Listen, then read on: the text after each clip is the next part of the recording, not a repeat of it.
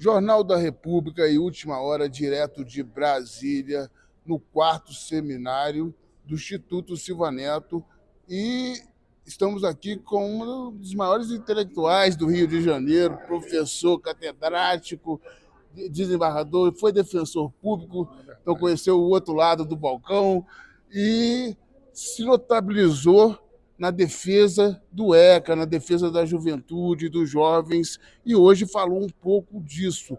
Desembargador, o arcabouço jurídico atual é satisfatório para a necessidade da humanidade? Porque a gente vê muitos políticos, principalmente os conservadores, jogando a culpa na justiça, que a polícia prende, o juiz solta. Qual a opinião de Vossa Excelência sobre essa questão? Bem, inicialmente eu queria agradecer ao Instituto Silva Neto por estar aqui nessa simbiose entre os alunos, né, e as pessoas mais experientes, os velhos há mais tempo, e que permite essa troca de experiências que é muito rica. E é claro que a gente passa aqui a nossa experiência, que não necessariamente está de acordo com a experiência dos outros. E essa simbiose é que permite que a gente possa chegar a uma conclusão e que o debate seja enriquecedor. Respondendo a sua pergunta diretamente, é preciso acabar com essa ideia de que, né, o sistema ele é compartimentado. Ele tem que ser integrado. Não pode haver assim, a polícia prende, o juiz solta, porque entre a polícia prender e o juiz soltar, há uma questão anterior, que é justamente o que levou a polícia a prender. Então, às vezes, uma pauta inclusiva pode permitir que não haja essa prisão. Então, nós temos questões sociais relevantes que, se cuidadas pelo Estado, talvez impeçam que o juiz solte e que a polícia prenda. Então, nós temos aí um sistema, vamos chamar de sistema de segurança, que começa com o nascimento, com as práticas sociais relevantes que possam inibir a criminalização desde a pequena infância, passando pela educação, que é uma pauta importante, até se chegar à ideia de que aqueles que escaparam, né, do sistema, digamos assim, de educação, sejam incluídos no sistema, vamos chamar carcerário, sistema policial. E aí o sistema policial, ele envolve, vamos começar agora de trás para frente, ele envolve lá atrás um espaço de ressocialização. Então nós temos, a sociedade tem que definir o que ele quer, aquilo que ela quer, punir ou recuperar. Se a ótica for recuperar, essa ótica da recuperação tem que estar presente desde o momento da prisão. Se a ótica for apenas a punição, então a ideia é essa de que o juiz, né, vai prender ou vai soltar, mas vai soltar pessoas que vão voltar. Então o sistema se retroalimenta dele próprio. Então a nossa ideia principal é o juiz, quando julga, ele tem que estar ciente ali, sobretudo na área da infância, que debaixo daquele papel tem gente. E que essa pessoa pode ser recuperada. Pode não ser, mas também pode ser. Então nós temos que trabalhar com as duas hipóteses. A recuperação é, digamos assim, o aspecto norte de toda a ação de qualquer pessoa que entra no sistema, vamos dizer assim, de segurança pública. Desde a polícia que prende, passando pelo delegado que autua, passando pelo promotor de justiça que oferece a acusação, pelo advogado de defesa ou defensor que defende, pelo juiz que julga e, sobretudo, quem vai executar a pena ou a medida socioeducativa. Toda essa ótica punitiva ela tem que ser revista em todo o sistema para que a gente entre com uma ótica recuperativa. É difícil, é inviável, mas se a gente conseguir um patamar de 10%, nós já estamos evitando que um grande número de pessoas voltem para o sistema na reincidência. Professor, uma questão que tem acontecido muito, principalmente com os jovens, cada dia mais cedo eles estão conectados à internet, às redes sociais, e ali você vê muita sexualização, você vê muitas questões. O Brasil é o país mais conectado do mundo a nível de telefone celular e é o segundo ou terceiro mais conectado do mundo no geral, perdendo apenas para alguns países que praticamente a gente usa o dobro de internet do que os europeus. E até o Instagram, que era uma plataforma mais conservadora, agora a gente já está vendo muita coisa sexualizada. Qual é a medida jurídica que pode ser tomada para se evitar cada dia mais a exposição das crianças? Eu penso que não é uma medida jurídica, mas é uma questão cultural e um valor familiar. Quando você faz uma festa, por exemplo, de criança e convida adultos, você tem ali, né, uma ilha que serve bebida alcoólica para os adultos, geralmente bota uma pulseira para liberar bebida alcoólica, e bota uma ilha de bebida não alcoólica para as crianças. Eu acho que o problema aí está na família, ela tem que não ter os mesmos acessos para as crianças que tem como adultos. Então eu penso que nós temos que separar o acesso à internet, o acesso à tecnologia das crianças e dos adolescentes tem que ser limitado. Tem que ser limitada a pauta educativa, uma pauta talvez, né, de entretenimento, mas um entretenimento voltado para a classe, vamos dizer assim, da infância e da adolescência. E não liberar para os adolescentes o conteúdo adulto. E, sobretudo, tem que ter a limitação do tempo. A lei não pode resolver isso sozinha. Precisa ter a colaboração dos pais, dos educadores da escola, né, enfim, né, da rede de amigos, do ambiente, né, em que a pessoa vive. Então, eu penso que a questão da internet não é um problema, né, da infância, não é um problema brasileiro, é um problema mundial em maior ou menor proporção. Mas só se resolve se nós limitarmos o acesso ao conteúdo adulto para destinar exclusivamente os adultos. E os pais não autorizarem ou não se permitir que sejam vendidos telefones de conteúdo de liberação ampla para crianças e adolescentes.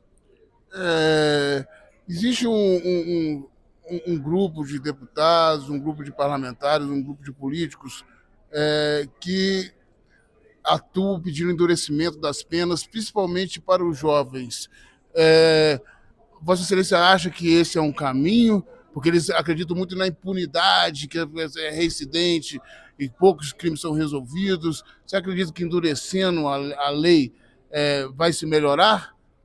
Eu entendo que não. O problema todo não está no endurecimento das leis, está na sensação de impunidade. Se você tem um carro que vale 5 milhões e passa num radar de multa, a multa vai chegar. Da mesma forma que vai chegar para quem tem um carro popular que vale 20, 30, 50 mil. Então, o que acontece? No momento em que você vê o radar, não importa se você tem um carro de 5 milhões ou um carro de 20 mil, você tem certeza de que a multa vai chegar.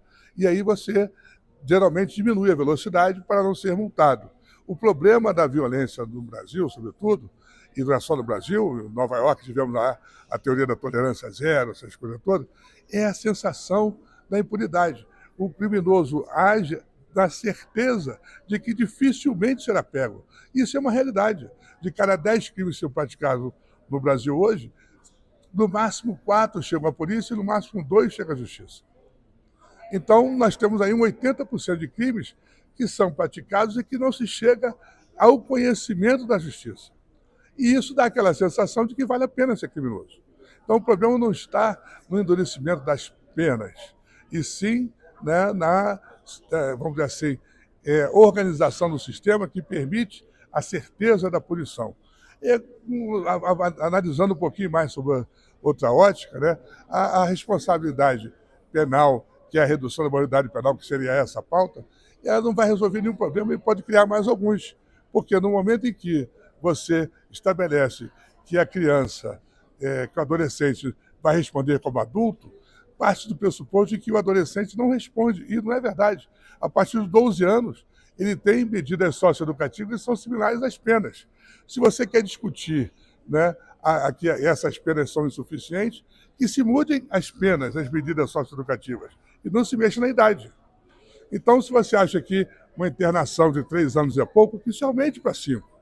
Se coloque em 6.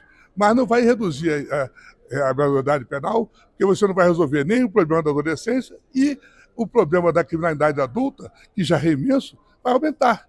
E nós vamos colocar cada vez jovens mais cedo se misturando com adultos, né, altamente, digamos assim, envolvidos com a criminalidade. Então, a redução da maioridade penal só vai diminuir a idade da entrada da escola do crime.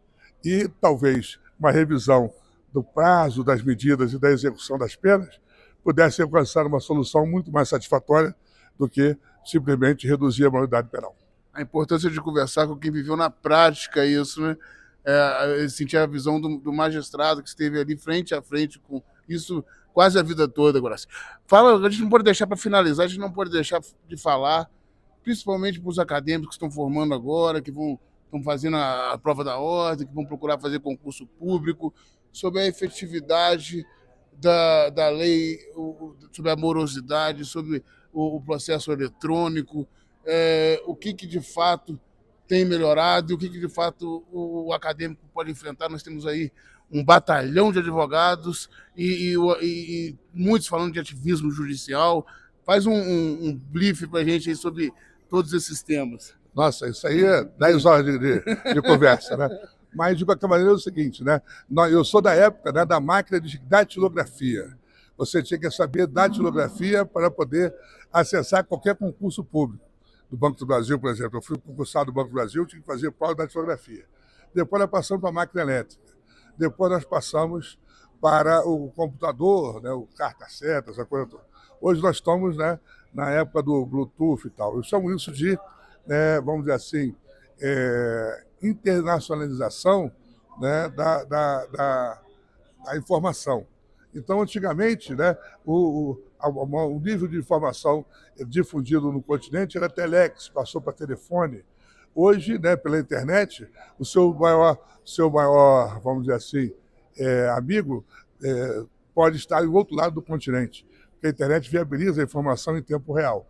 Então, são mudanças que a gente precisa se adaptar, o direito precisa se adaptar, e está fazendo isso, né? Quanto ao fato de ter muitos advogados, eu penso que isso aí não é uma coisa preocupante, porque cada um tem o seu espaço, cada um tem que buscar a sua, né, vamos dizer assim, especialização.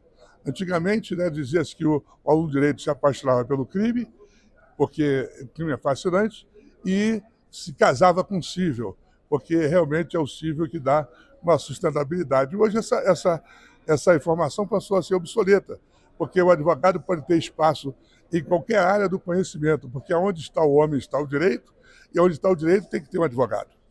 E se tem essa necessidade de advogado, o problema não está na quantidade de advogados, e sim na formação que se dá a este advogado. Eu penso que eventos como esse aqui pode, por exemplo, fazer com que o aluno saia da sala de aula e venha para cá em busca da informação, do conhecimento, que certamente vai enriquecer a sua atividade profissional por ele se formar. Daí a ideia de que, né, o ativismo judicial, ele também, né, tá dentro desse contexto, porque a justiça, às vezes, tem que dar resposta imediata a problemas, né, vamos chamar assim, que ela vive no cotidiano. Então, a judicialização excessiva acaba criando a ideia da necessidade de você fazer súmulas vinculantes, né?